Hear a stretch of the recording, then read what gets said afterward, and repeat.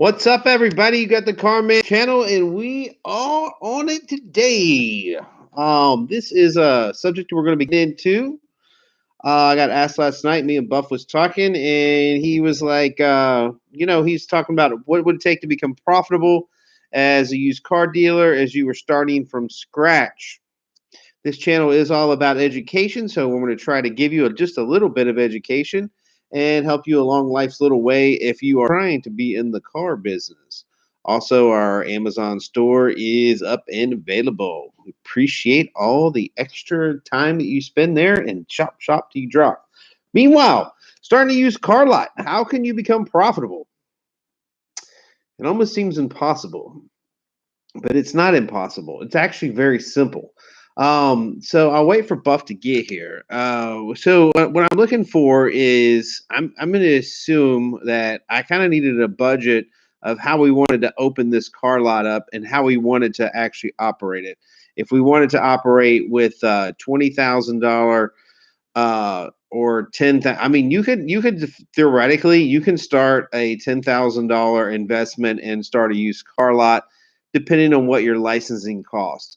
But let's just assume that the licensing, let's assume you have a license and you have secured a building and all of that part is actually done. So the only thing that we're dealing with now is the business part of, buying the merchandise or what you're going to do in order to bring in retail customers or some other type of income stream that you're attempting to do as a as a new used car dealer. Let's get it correct here.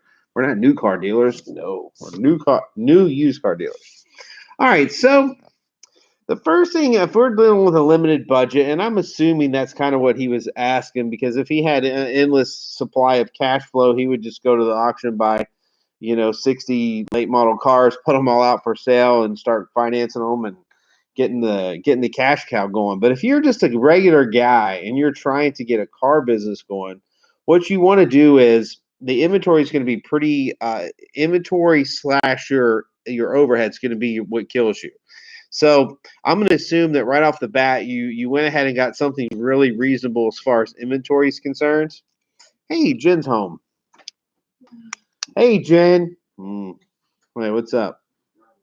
She's not. Oh, she just disappeared. I don't know how that happened. She just disappeared. So anyway, so inventory versus your liability of what your cost factor is. But let's just assume that you're somewhere around less than $2,000 a month in your bills. Just assume, because you're a small dealer and you shouldn't be anything crazier than that. If you rented a place for more than $1,000, you really got a set on you. But even if you had to go 1,500, 1,800, higher the scarier it gets. But let's just assume your cap is around $2,000, $3,000 a month nut to crack. This is going to just pay your power bill and pay your the lot rent and your your little incidental. So you need $3,000 a month to operate, and that's it. So what would I do? Well, the first thing I would do is I would first, you got to source your inventory. You're immediately sourcing from all your media, online media. That's exactly where you're going through for that. You're hitting your Facebook, hitting your Craigslist, and you're going to cash out everything you buy. So that's what you're going to do with your cash. Your cash is your paycheck. So take your $3,000 or $4,000 that you have, maybe $5,000, split it up into $1,000 cars, and source those 5 cars. That's the first thing you're going to do. If you go buy those 5 cars right, you can flip them the next week after you buy them after the first week, and you're going to double your money with absolutely no problem. So that would be my first thing that I would do. I would source them. I would source the cars, then double the income. That's exactly how I would roll. Then the next thing I would do, I would set up for, if you're going to source cars from social media, which is exactly what you need to do, the next thing you need to do is you need to be setting up your auction accounts, because if you can get a wholesale going, and this is where you're buying from social media, and then you're starting a wholesale business on the side, which is just you showing up the auction once a week. And basically, you're going to, whatever cars you haven't sold, you need to be on a weekly turn for. So you need to get that in your mind right off the bat. You have a 7-day turn on your cars because you're brand new and you have to have the cash flow in order to make it. So you buy a car and then let's just say your auction day is Friday at your local auction, then go ahead and get 5 slots for Friday. Actually, that would really suck because Friday's your sales day. Hopefully, it's a Monday or Tuesday that's a auction day. But anyway, set your auction day up for what it's going to be, and whatever you haven't sold in that 7-day loom, then you want to turn around and you want to put through auction, and you want to, if you've got $4,000 or $5,000 in play, then the next week you want to take your other $4,000 or $5,000 and you want to get a streamline going, which would give you somewhere around 8 to 12 cars if you had around 10 grand. And it'll just grow from there. But that's how you do it. You've got to get that weekly rotation going. I don't favor the auctions at all because of the fees, which we all know that. But if I was brand new starting out, this is exactly how I would source it to make it work. I would buy 5 cars initially, and I would set 7 days up for an auction rotation, and then on the 10th day, after that, whatever you got going on, you need to sell them. You don't sit on them. You need to just sell them, and then just start rotating them in and out. Now, as far as retail goes, he asked me if I would be interested in buy here, pay here, the the daily rentals, what I would be doing. So if I was brand new starting out and I needed to establish myself for cash, the first thing you got to do is decide what is your cash position need to be. So if your cash position, if you're a used car dealer, your cash, and this is $100 bills you can put your hands on, needs to be somewhere around $100,000. So the first thing you got to do is source up to $100,000.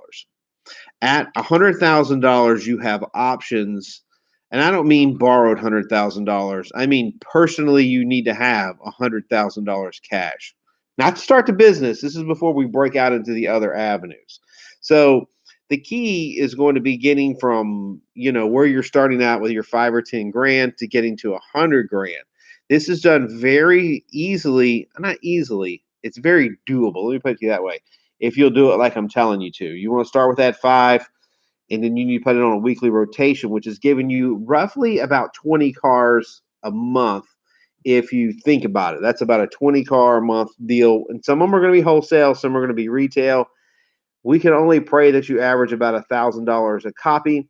If you do, that's going to put you at about a 20 grand income. Minus your 3 grand nut, you're 17,000 to the good, or as I like to say it, you're 17 more cars than you started with. And each month that you're buying these cars, you will have to scale it. So as you buy 5 cars, your first month as you're going into each week, you're trying to focus on 4 to 5 cars.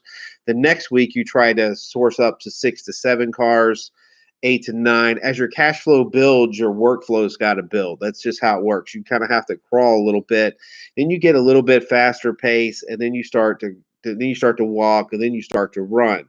When you get to the point where you're able to send out 25, 30 cars to auction, and because this is how many cars you're privately sourcing, you're going to have a nice business in the wholesale business. Now, you're going to be losing some money, but it's quick turn. And if you don't have $100,000, that's what you have to do. You have to be in quick turn, period. So that's good. I don't know if I'm gonna keep saying How many times am I gonna say I guess that's enough. I'm done saying Technically, that was a foul because I said it again. But you got to rotate those cars. So when you get up to 25, 30 cars at the auction, you're basically there. You've made it to a point of somewhat financial stability. You're going to be knocking on that door to $50,000 to $80,000 cash, which is good. Now that you're cash liquid, what's a few things that I might do? This is where, dang it, I said it again. This is where you've got to look at, do you want to do buy here, pay here, which is really high risk. There's a lot of crap involved. It takes a lot of cash. You're going to be dealing with people with really bad credit. They can't get financed anywhere. And the reason they can't get financed anywhere is because they don't pay anybody on a general scale. This is just generally speaking. I'm not saying everyone. I'm just saying that business in general. They're not known for paying their bills, which is why they're in the buy here, pay here market. Occasionally you get a few that, are worth it, but most of them are not so good. So what this comes down to, if you want to hold money and keep a passive income coming in, you have to somehow retrain them on how to prioritize you as the bill payer.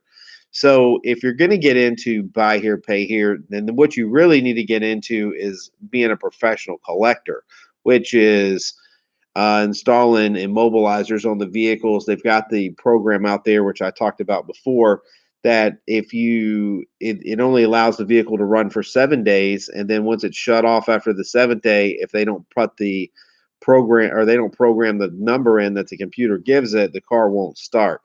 That's the most effective program I've ever seen in my life. For a few $100, you can put it on every car. It's got a low jack basically, and that's the way to collect the money. If you're going to be into buy here, pay here, if you don't have the means and ability to, if I didn't have $50,000 cash to play with, I don't mean invest, I mean play with. If you don't have $50,000 cash to play with, stay away from buy here, pay here. It'll eat your lunch really quick. You'll go backwards because when you sell the car, you're going to have to pay the sales tax. Then you're going to have to pay for the immobilizers and all this other stuff. Plus, you got to pay for the car. Generally speaking, the customer's only going to have maybe 500, 800 down. And let's face it, most cars that cost $500 or $800 that you might actually have, there's no telling how long they're actually going to last. So if you do put them in a $500 or $800 car, your chances on the return on investment become very limited based on the yeah, I mean, based on the car's durability. We already know we have a consumer that doesn't buy. So it really becomes, I mean, I'm sorry, that doesn't pay. So you got somebody that doesn't want to pay their bills, and we got a car that's suspect. So if something happens to that car, do you think they're going to pay you? The answer is no. They've already had 10 repossessions. You're just another number. They're already programmed to the system. You're just the newest, latest dealer that's going to give them a car. So there's not going to be any consumer loyalty there. So buy here, pay here can work, but you have to invest a lot of money on the collection process. Now, if you do that and you are like pretty good at that, then what you can do after you've got them grouped together and they've got about a 12-month run on them, you can take that whole group as a package. If you say you did 10 cars a month and now it's at the end of the year, so you got 120 contracts, and those 120 contracts say got $300,000 available, I mean, let pay on them, you might be able to sell it to a company for $140,000, $150,000, which, let's face it, that's a lot of dough. So there is a payoff in the end of the buy here, pay here game, but it's nothing you get into right off the bat because of the liabilities. I mean, you got the vehicle number one, the customer number two, the tax liability. You know, the car takes a crap, and you have to repossess it, which means it's a retitle process, usually a court process. The car stays frozen forever. It's a lot of red tape involved in buy here, pay here. Moving on to the other option, which Nathan just brought up, the rental idea comes in. So the rental idea, it's that same customer that doesn't pay. I hate to stereotype people, but I'm just being real with you guys. You know, I mean, this is the customer we're dealing with. We're dealing with a low-end customer that's, for whatever reason, credit says they're not going to pay you. So let's just assume the credit's correct. So on a rental car, it's completely different. Rental cars, you can make all the money in the world, and it really comes down to a daily or weekly event. Now, I particularly like that because I don't like paying the taxes twice. I don't like not having control of the car. I don't like not having control over maintenance. I mean, there's a bunch of little things that, you know, you could mandate if they're renting the car. Okay, well, at this mileage, it's got to be brought in, and you know, you have your guys check it out. Obviously, if it needs a timing belt, throw one on. If it needs a water pump, fix it. Tires, whatever. Keep your merchandise in good running order. And what will happen through there is you're going to find some people that you can count on for a weekly paycheck. It's going to take you a minute. Not everybody's going to be a winner, but you're going to find the people that you build a relationship with, and then you can keep them in cars. Maybe not the car they originally started with, but you're going to be able to keep them in a car and keep your portfolio going. And to me, that's a bigger deal than anything, because now every person you got out there is paying you $300-$400 a month, maybe $200 to $300 a month. Now you can scale it, and instead of going backwards like on buy here, pay here, where the people own the car and all you have is a bunch of funny paper. No, you own this car and you can terminate the contract any point you want. So let's say you had 100 cars out there. You can null and void your contract at the end of the month, and you can bring 100 cars in and send them through the auction and cash out. So to me, a rental car business, if you were going to become new, I would probably spend more time on that until you got the cash available. There's also another program out there. I'm trying to think of what it's called.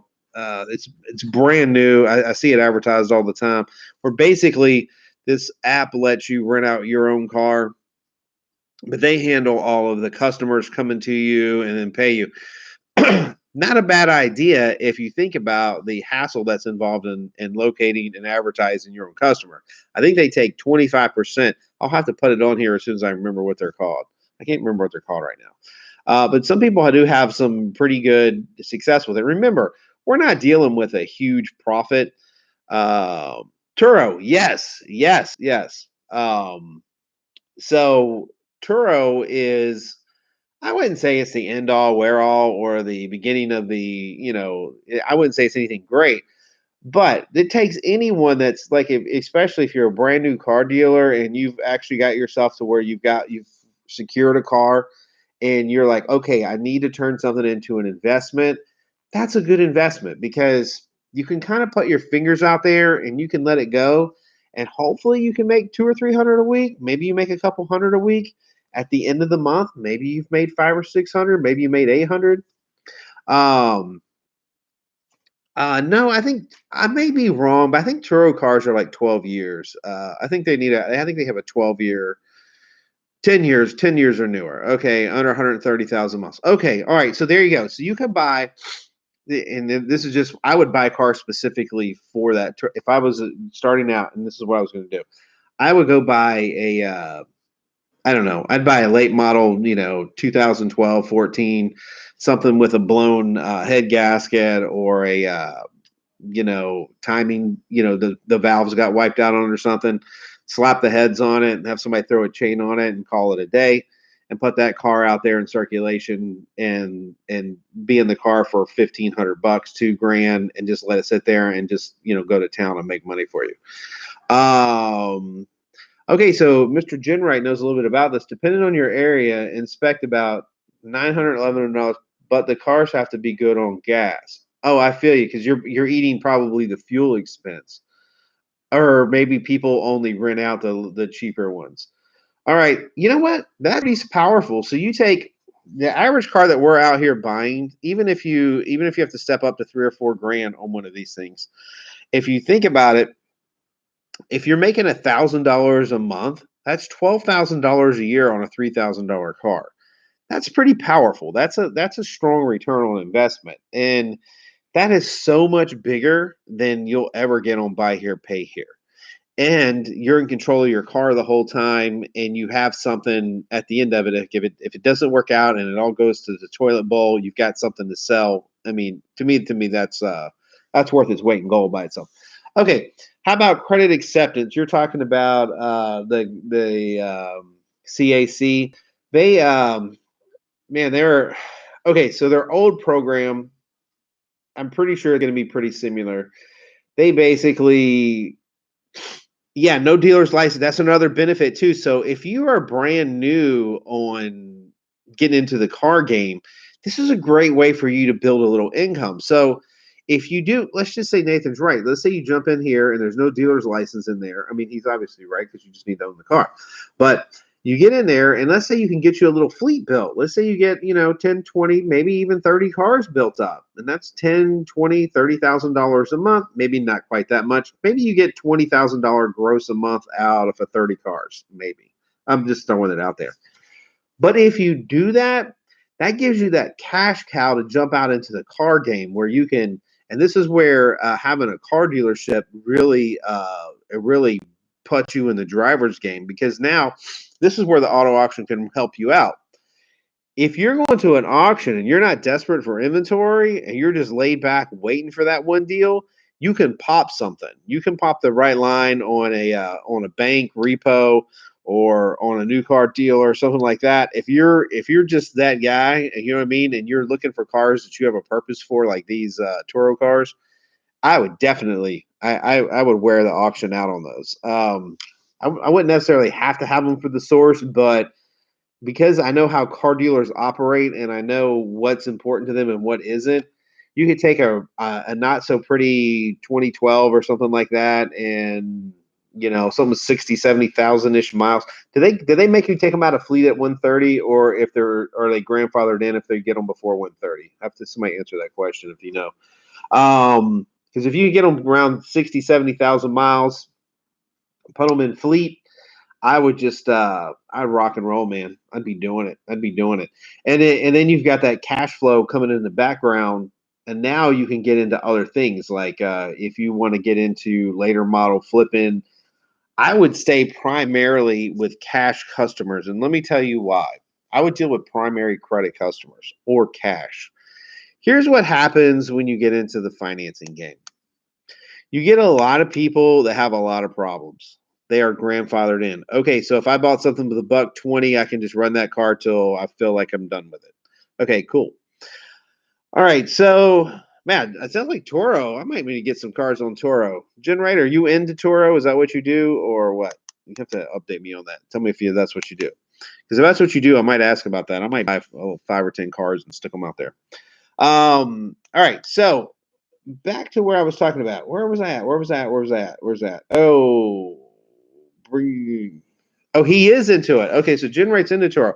How many you got in your fleet, if you don't mind us asking? Just kind of enlighten us a little bit. Give us a rough, like, I invested $10,000, or I have 10 cars and they make gross about 10,000 a month, or is it a good return on investment? Are you happy with it? Have you tried to scale it at all? Wait and see what he says. It'll be very interesting. Oh, I was getting into the cash customers. So while he's updating that. So the cash customer is really where you grow at. Okay, he just started. Okay, cool. Well, we're going to appreciate if you just keep us kind of updated on that. Well, because this show comes on every day at 5 to 6. So just as you're, you know what I mean, as it's working for you, just kind of keep us on the loop and see if everybody likes that, or if you don't like it for whatever reason. I'd be interested in see how that turns out. So yeah, so the real customer, the only way. Okay, cool. So there you go. He's starting at one car now, and he already told you it's about $1,000 a month, and he's already looking at scaling and going to 2. So he's 200% growth. I don't know how much time he's got in, but this is scaling. So he's going to go from 1,000 to about a $3,000 a month income, roughly. I'm sure there's some expensive involved. That's powerful, because you realize he could now, with 3 cars and $3,000 a month income, he's actually got 3 cars paying for his lot rent and his basic cost. So I think Toro, if I'm not mistaken, and Mr. Generite can definitely enlighten us, but I'm pretty sure Toro is the insurance. Like, I think that's why they collect the 25%. Now, you obviously got to have your own, but I think the Toro insures the driver. I'm sure there's some kind of process that's involved with it. As far as what I understand, I don't really know it very much, but he's right there, so I would ask him. He just asked, well, Toro sounds right on. How's the vehicle insurance work? So that's all I know about that. But so we got the little Toro in the background, but yeah, so cash is king, and it always will be. And it seems like it's easy to go for the lower customer that just needs financing, and you could come up with some like ad that, hey, we'll get anybody financed, we'll do this, we'll do that. Guys, you waste. It's like wading through a cesspool. You do not want to do that. It's just a huge waste of time. You will make some money. You will be mildly successful, but you get into all kinds of stuff you don't want to deal with. You get into chasing people's incomes down. You get into chasing their proof of residencies down. You get into verifying incomes, and sometimes they're there, sometimes it's bullshit. And if the people lie, then it comes back on you. And if they don't pay the payment on it, then you have to pick up the car. Which, once again, this is coming right back down to the rental my car instead of going through all this crap. So I would definitely stay with that route. Sounds like Toro might be the way to go. Oh, that's a pretty good question, Nathan. And from I did read a little bit about this. It does appear that Toro does take the liability from the renter. I'm sure you have to have collision and comp on your car anyway, but apparently, if something happens that's rental related, that Toro steps up and pays, if I understand correctly. Um, Check out hire car to rent cars to Uber drivers. Okay, gotcha. Yeah, we kind of talked about that one day, which was pretty interesting. All these are like great income sources when you get into trying to survive the car business. A long time ago, you could get, I say a long time ago, it was 10, 15 years ago. Hey, you know what? You just go open a lot, put some pretty balloons up, and put some little flags up, go to the auction, get them back, put some tire shine on them, clean them, and then the lot traffic on the weekends, you'd sell your cars. I mean, that's what happened. That's just what you did. And then you ran a little ad in the local papers, or whatever you had. The problem is everybody that wants to buy a car now is right here. They're all on the phone. Everybody's got one attached to their hip. If I ask any of you, hey, and I can just generally say, hey guys, can you find where I can find a 2005 Grand Am? I guarantee you, anybody watching this now or in the future, if I ask you that question, you'd be like, hang on 1 minute. You go to Google and you'd put 2005 Grand Am for sale. And wherever that's at, whether it pops up on Craigslist or whatever site it's on, whoever's got Grand Ams are going to come there. And that's going to dictate where that guy goes to shop for a car.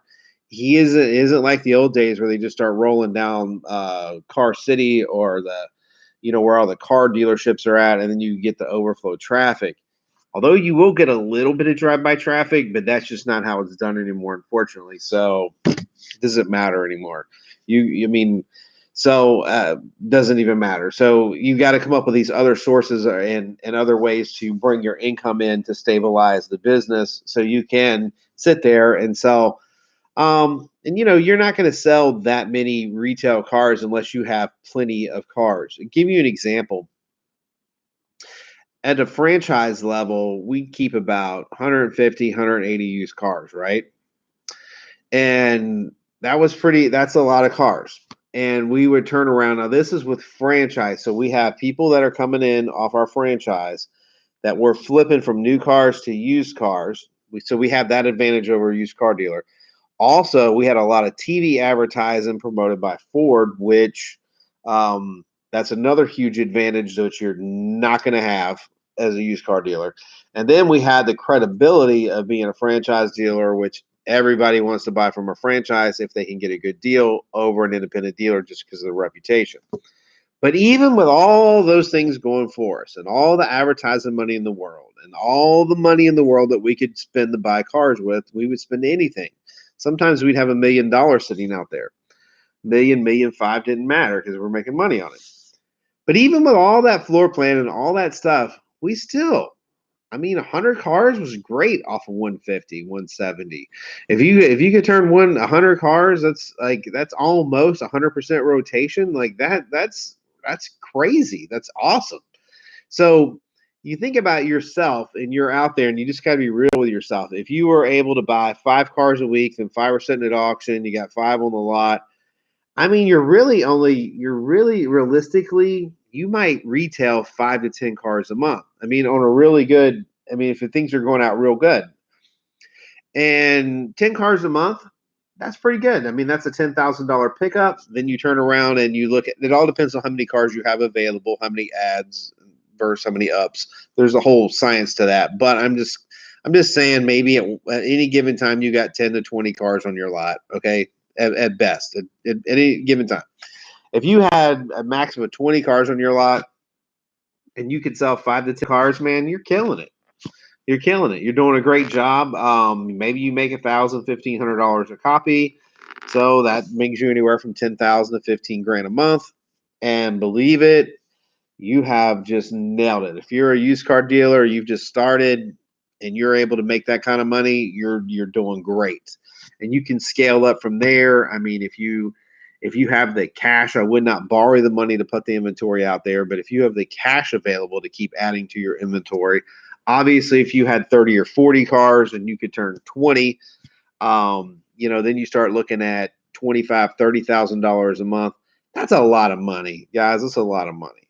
And of course, scaling up from there, if you can get to 60, 80 cars on your lot, then you're talking about pretty big money. Anything over $30,000, $40,000 a month is, let's face it, that's a lot of cheese. I mean, it's just a lot of money because you don't have any expense as long as you're using your own money and your own cars. I mean, yeah, everything that's expendable or cost and expense goes to the cost of the car. So outside of your $3,000 nut, you're basically out. Now, as far as scaling this with employees, no, you don't get salespeople at 20. If you own 20 cars, you don't have a salesperson. You don't have a wash rack guy. You don't have any of that. You haven't earned that yet. So don't even try that. You're a one man, you're a solopreneur. That's what they're called. Solopreneur. You are solo. And solo can mean two things. It means one or really low, and you're going to be the really low guy. You're the car washer and the manager and the CEO and the CFO of the same company, which is all good. I mean, we all got to start somewhere. But yeah, so I'm just trying to bring you into reality, and I'm kind of giving you really optimistic numbers. So if you 20 cars, I'm saying if you made 10 grand on that, you did pretty damn good. So. And that's just retail. I'm talking about retail. Now, if you're smart and you're sending that stuff through wholesale every week, you'll be picking up $500-$800 a copy if you're buying your cars right from the social media sites and dumping them back into the auction. Dealers are lazy. They love pretty cars for cheap. It's no problem to sell them, especially if you get known for bringing in fresh stuff. People love fresh stuff that are coming. So that's all good, and you won't have any problem dumping it. So you could take your wholesale business and you could probably be looking at maybe making a couple grand a week on it, maybe 1,500, 2,000 a week, depending on what you're selling.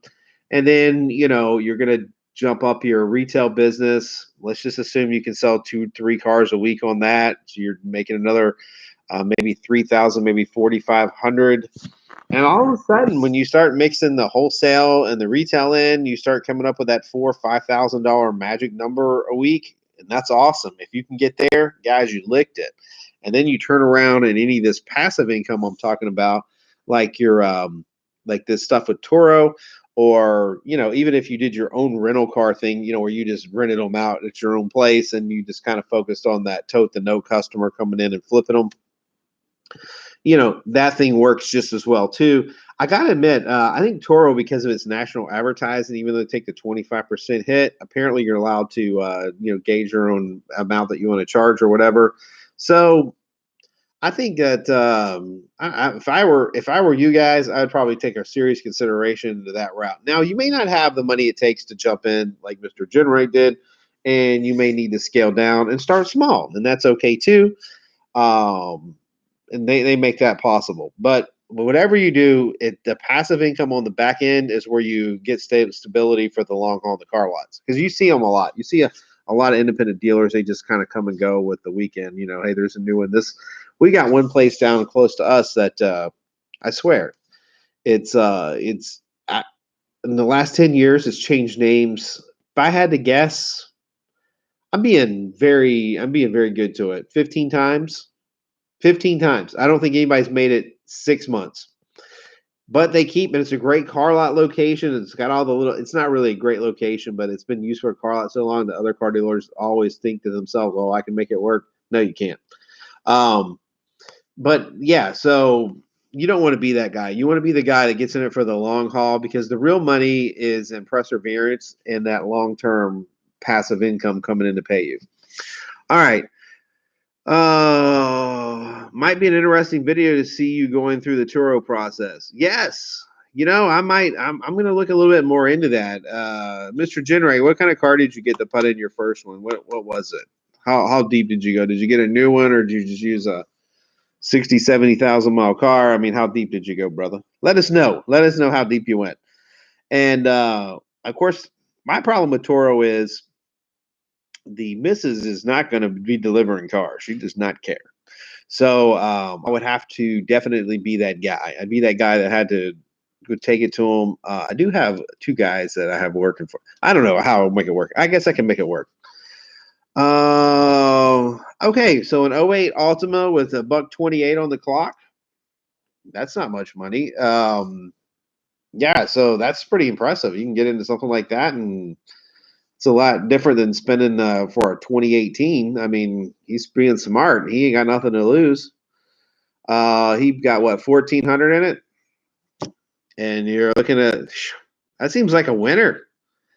I'm feeling a winner. I think Generate's got the winner here. So we're gonna be up. You're gonna be updating us on this. We want to see what all the loopholes are, or the you know how you always get into something and there's always like something else that you just don't know because for some reason everybody that knows everything about it just forgot to tell you for whatever reason. So we'll be waiting to see what happens to him as he gets a month or two into this because I like the idea of Toro.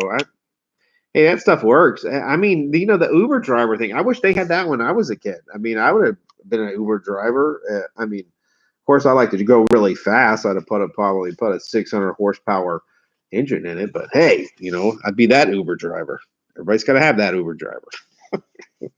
But yeah, so as far as I'm concerned, if you're starting out new, these are just some of the basics that I would discuss with you first. And anybody got any questions on what I'm saying so far? Like as far as what type of buyer you're trying to focus in on, or what type of cars you're trying to focus in on? We're basically saying if you're starting out with little to no money, and I say little to no money, less than 20 grand, then you kind of need to follow this plan that I'm telling you. We also he also talked about Buff. By the way, I guess Auto Buff ain't here yet, but that's okay. He will be showing up, or he'll probably watch this in like 45 minutes and start cussing. He'd be like, "Man, I can't believe I forgot that." But yeah, he actually asked. He said if I would start a detailing business right from the beginning, because in one of my other videos I was talking about layers of income as a source of income for a car dealer, and I got to tell you, like, we're not really programmed as car sales on that end to think about the car service end of it, but the big money is on car service. And the reason is there's huge profits to be made. I mean, they're just ridiculous. Huge profits to be made in stuff like from inspections. You know, if someone's getting their car inspected, and even I had to take myself to an inspector not too long ago, and you know, what was it? It was a Sebring, and I was getting it inspected, and I was like, you know what, just whatever it needs. If it's under $100, don't even call me. So the guy, you know, I come back and I find out he buffed a headlight, which I can't believe I forgot, and changed two light bulbs, and of course it was $110. I was like, but the guy, what did the guy take? It took him like 20 minutes, and he made $110 on the CarMan himself. So, and of course, I could have fixed all that myself. But what I'm trying to tell you is, if you got a service bay and you focus on something like that, where you can do, even if you got to start small, maybe you can just do used tires, or maybe you can just do oil changes, whatever you can get yourself into that deals with service industry and that daily cash flow it's gonna change the game, because a car dealership is a very lonely place to make a living, because basically you're waiting on somebody to hit you up on the internet, or you're waiting for somebody to walk in.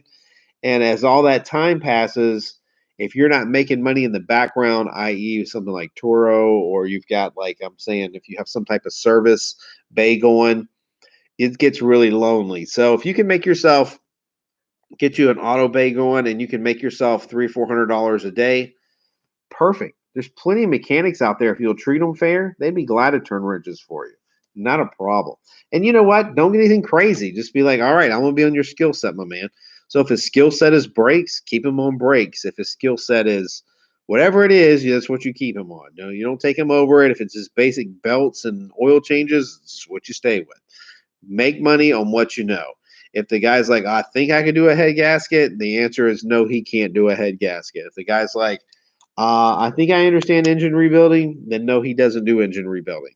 So if the guy's like, I definitely know how to change a belt, that's what the guy does. He changes belts. That's how it works with mechanics.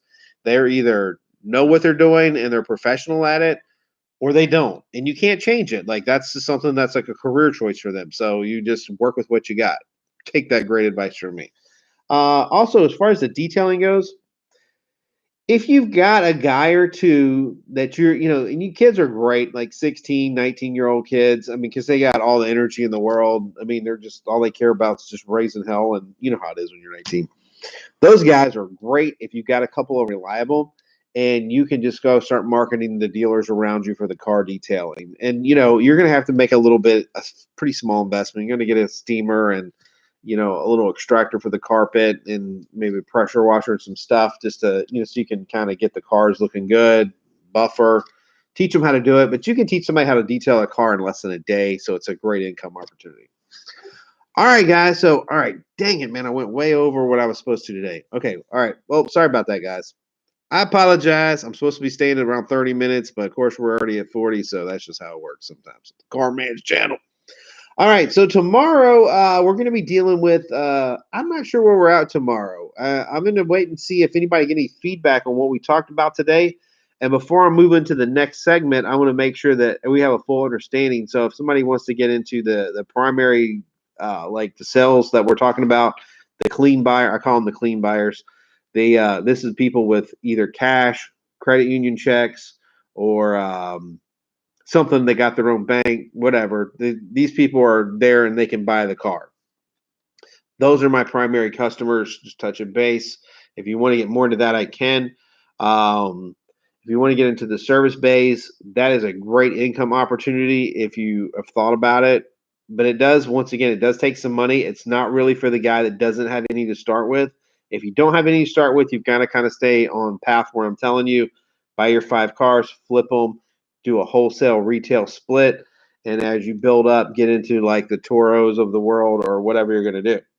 All right. Anything else that may be pertinent today? I'm looking at my notes. I think I pretty much covered what I was looking at covering today. Anybody got any questions? Anybody got any questions before we kill it?